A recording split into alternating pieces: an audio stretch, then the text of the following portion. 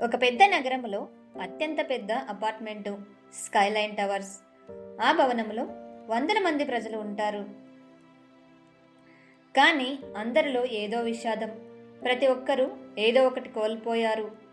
ఎంతో బాధతో జీవిస్తూ ఉంటారు. కానీ ఎవ్వరూ బయటికి చెప్పరు. ఆ భవనం 12వ అంతస్తులో ఒక యువతి ఉంటుంది. ఆమె పేరు షారా. బయటకు చూడ్డానికి చాలా బలంగా, సక్సెస్ఫుల్గా ఉంటుంది. కానీ లోపల పూర్తిగా విరిగిన మనస్సు. చిన్నప్పుడే తల్లిదండ్రులు ప్రమాదంలో మరణించారు. ఉద్యోగం అకస్మాత్తుగా పోయింది. ఎంతో ఒంటరి జీవితం.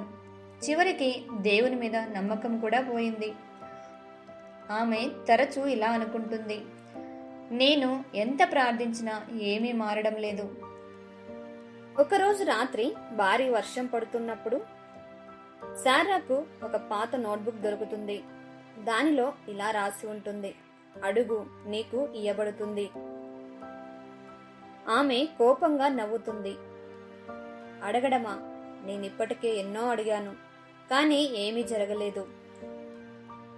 తను కోపంతో నోట్బుక్ ని టేబుల్ మీద పడేస్తుంది.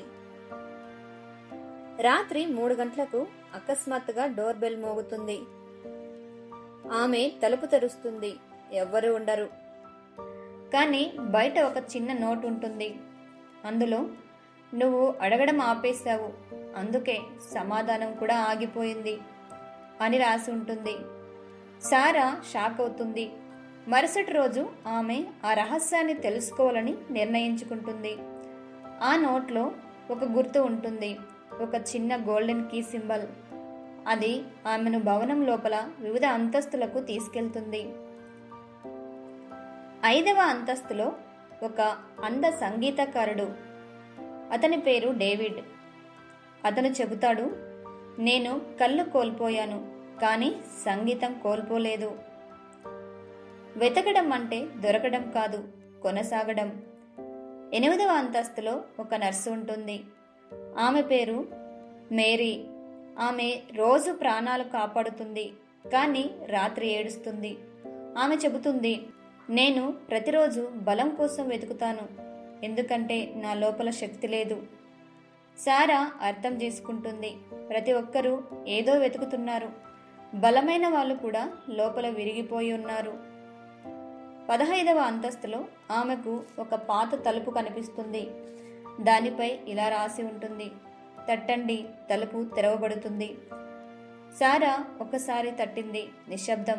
మరొకసారి తట్టింది, మళ్ళీ నిశ్శబ్దం. తరువాత బలంగా తట్టింది. తలుపు తెరుచుకుంది. లోపల ఒక వృద్ధుడు ఉంటాడు. ఆయన పేరు జాన్. అతను చిరునవ్వుతో ఇలా అన్నాడు, చివరకు నువ్వు తట్టావు. సారా అడుగుతుంది, ఇదంతా ఎందుకు చేస్తున్నారు? అతను సమాధానమిస్తాడు, నేను చేయడం లేదు, నేను గుర్తు చేస్తున్నాను. జాన్ షారాతో ఇలా అంటాడు, దేవుడు మాట్లాడడం ఆపలేదు, మనుషులు వినడం ఆపేశారు. ఆ నోట్బుక్ను భవనంలోని వాళ్ళు కలిసి వేశారు. ప్రతి సందేశం ఒక విశ్వాస పరీక్ష. ఆ భవనం జీవితం యొక్క ప్రతిరూపం. అడగడం అంటే నీ అవసరాన్ని ఒప్పుకోవడం. వెతకడం అంటే నమ్మకంతో ముందుకు సాగడం. తట్టడం అంటే ఆగకుండా ప్రయత్నించడం. సారా ఏడుస్తుంది, నేను దేవుడు నన్ను వదిలేశాడని అనుకున్నాను. అప్పుడు జాన్ ఇలా అంటాడు, తలుపులు తెరుచుకోవడం లేదు అంటే అవి లాక్ అయి ఉన్నాయని కాదు, నమ్మకంతో తట్టడం ఆగిపోయిందని. ఆ రోజు నుంచి సారా మారిపోయింది. అపార్ట్మెంట్ వాళ్ళతో ప్రేమగా మాట్లాడుతుంది. ఇతరులకు ఆశను పంచుతుంది. మళ్ళీ ప్రార్థన చేయడం మొదలు పెడుతుంది. స్కైలైన్ టవర్స్ పైభాగంలో ఒక బోర్డు కూడా పెడుతుంది, అడుగు, వెతకు, తట్టు, ఆగిపోకు.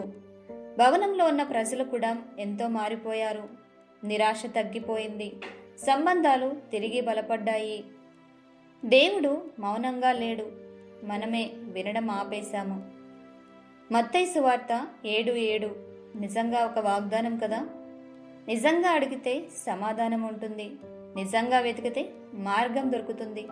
నిజంగా తట్టితే తలుపు తెరుచుకుంటుంది.